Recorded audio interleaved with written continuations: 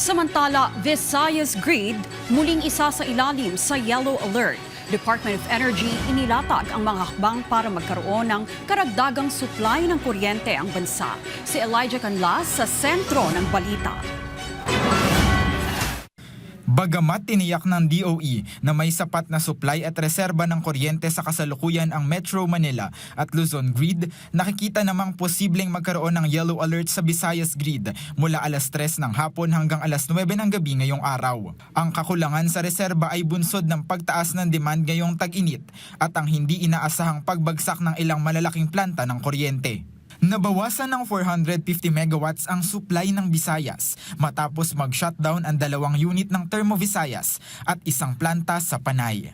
Ayon kay Energy Undersecretary Mario Marasigan, patuloy na minomonitor ng kagawaran ang status ng planta para matulungang makabalik agad sa operasyon.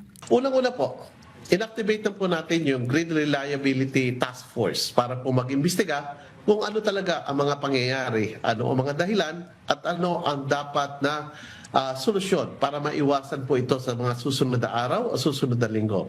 Layon din ng DOE na maipasok ang 25 bagong proyekto sa Luzon na magbibigay ng karagdagang 1,400 megawatts na supply ng kuryente. Hinimok din ng kagawaran ng publiko na maging masinop at sundin ang energy efficiency guidelines para mabawasan ang konsumo sa kuryente.